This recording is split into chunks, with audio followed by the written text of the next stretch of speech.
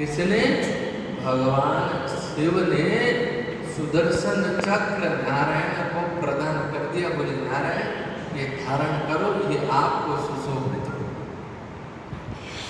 तभी से भगवान क्या कहलाने लगे?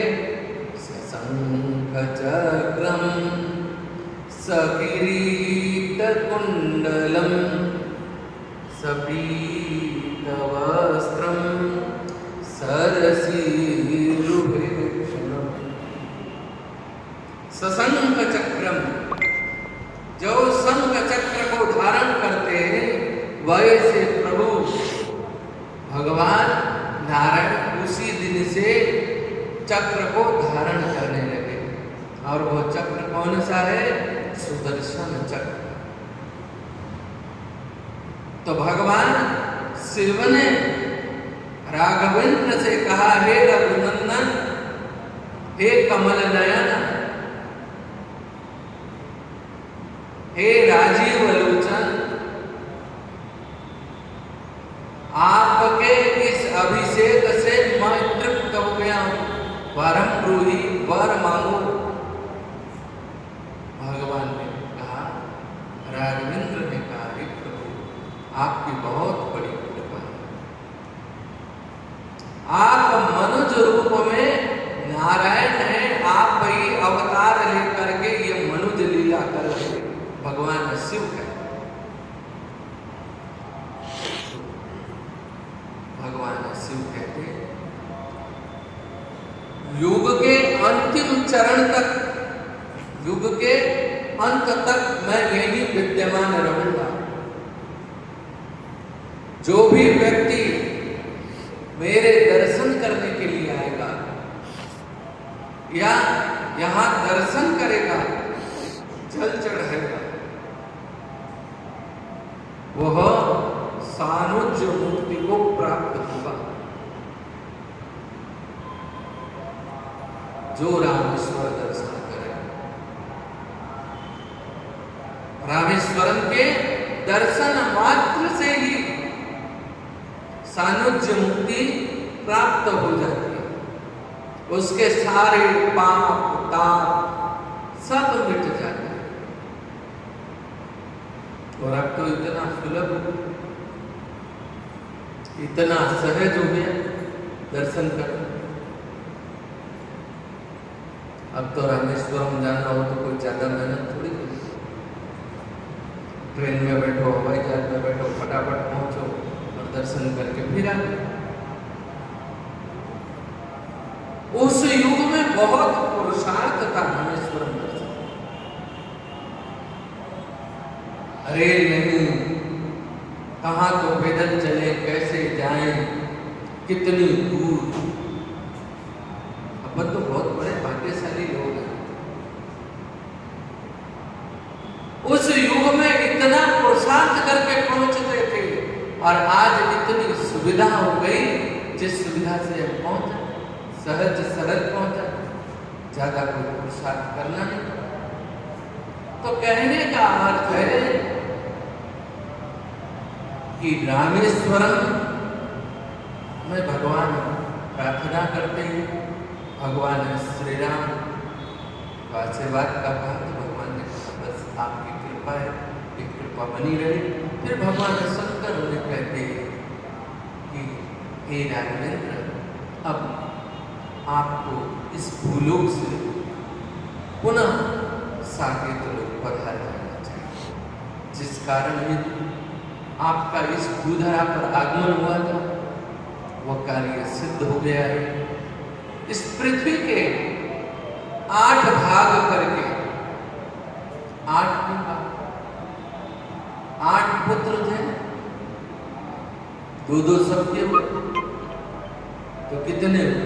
4 के 8 और 8 भाग भूमि के करके सौंप करके आप साकेत लोक पधारे। यह बात और यह भगवान वामन की जो प्रतिमा है, इसे गंगा के उत्तर तट पर स्थापित कर आप वहां से पढ़ें। भगवान श्री राम वहां से आगे निकले तो कहते हैं कि पुष्कर राज के समीप में पहुंचे। जैसे ही पुष्कर राज पहुंचे तो भगवान का विमान आगे नहीं बढ़ रहा, पुष्पक विमान आगे नहीं बढ़ रहा। तो भगवान ने सुग्रीव से कहा कि अरे सुग्रीव, नीचे उतर करके देखो ये विमान की गति क्यों रुक गई, किस कारण हेतु से रुकी है, जरा देखो तो सही। सुग्रीव नीचे उतरे। सुग्रीव ने नीचे देखा, सभी देवता लोग, ब्रह्मा जी और सावित्री वहां पर विद्यमान है। सभी देवता उनकी प्रार्थना कर रहे हैं। तो भगवान श्री राघवेंद्र से पुनः सुग्रीव ने आकर के कहा, और सुग्रीव ने जब ये बात कही तो भगवान विमान से नीचे उतरे और नीचे उतर करके और भगवान ब्रह्मा जी की स्तुति की, ब्रह्मा जी के दर्शन किए। ब्रह्मा जी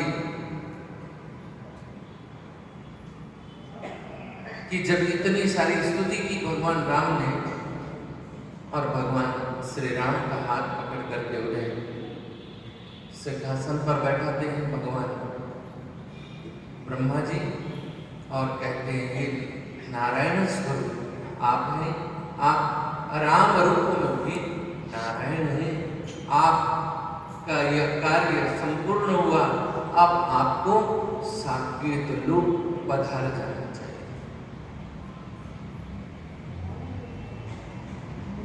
तो भगवान श्री राम वहां से आगे बढ़ते और मथुरा पहुंचते हैं। भगवान श्री राम मथुरा में शत्रुघ्न जी के दोनों पुत्र हैं, और वहां पर शत्रुघ्न जी भी आए हुए हैं सपत्नी। तो भगवान श्री राम ने वहां पर रुक करके शत्रुघ्न से कहा, ये शत्रुघ्न, अब तुम्हें अपने बालकों को राज्य सौंप देना चाहिए। भगवान का यह संकेत प्राप्त हुआ कि अब लीला संवरण करने का कार्य है। भगवान श्री राम लीला संवरण करते हैं। भगवान आते हैं जब लीला का विस्तार करते हैं, और भगवान जब जाते हैं तब लीला का संवरण करते हैं। जिस तरीके से आदमी कहीं जाता है तो विस्तार करता है, और वहां से जब वापस निकलता है, वापस अपने को जाना है, कहीं यात्रा में गए, किसी होटल में रुके तो अपन जाते ही सारा सामान खोलते रखते कमरे में, तो वापस जब निकलना होता है तो सारा सामान समेट करके निकलते। तो संहरण लीला कर रहे हैं भगवान श्री राम। इधर भरत जी के साथ में भगवान श्री राम शत्रुघ्न जी को यह आदेश भगवान ने दिया है, और शत्रुघ्न जी को आदेश मिला। शत्रुघ्न जी ने कहा, भगवान मैं कुछ दिन में अयोध्या पहुंचता हूं। भगवान ने कहा ठीक है, धर्म का उपदेश दिया है। शत्रुघ्न के दोनों पुत्रों को धर्म उपदेश देकर के भगवान श्री राम पुनः गंगा के तट पर प्रस्थान करते। भगवान श्री राम उस विमान पर बैठते और विश्राम स्थली पर पहुंचते भगवान श्री राम, और वहां पर ऋत्विजों ब्राह्मणों के द्वारा बुला करके कई राजा महाराजा लोग विश्राम स्थली पर पहुंचे। वहां भगवान श्री राम ने गंगा के उत्तर तट पर भगवान वामन की प्रतिमा को स्थापित किया, जो लंका से लेकर के आए भगवान श्री राम विभीषण जी से लेकर के आए। विभीषण जी ने भेट स्वरूप जो दिया है, और ये भगवान वामन की जो प्रतिमा अलौकिक दिव्य है, वह भगवान वामन की प्रतिमा को भगवान गंगा के तट पर स्थापित करते हैं। और वहां पर कई सारे राजा उपस्थित हुए, क्योंकि चक्रवर्ती सम्राट है भगवान श्री राम, तो कई सारे राजा वहां पर उपस्थित हुए। उन सब राजाओं को ज्ञानोपदेश प्रदान करते। संसार में ज्ञान देने वाले बहुत मिलते हैं, पर ज्ञान को जीवन में उतारने वाले कम मिलते हैं। ज्ञान होता भी बहुत है, पर ज्ञान को जीवन कठिन है वो। सत्संग सुनना बहुत सरल है, पर सत्संग को सुनने का विधान क्या है वह समझना बहुत कठिन है। क्यों? क्योंकि सत्संग सहज में प्राप्त हो रहा है ना, इसीलिए सहज लगता है। क्या है कठिन? भगवान की कथाएं, कथानक जैसे मन से आप सुनेंगे वैसा ही फल मिलेगा।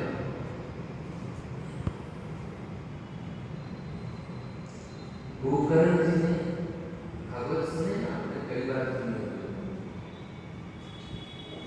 कई लोग प्रसंग कहा होगा, कई लोग नहीं कहा। गोकर्ण जी ने दो बार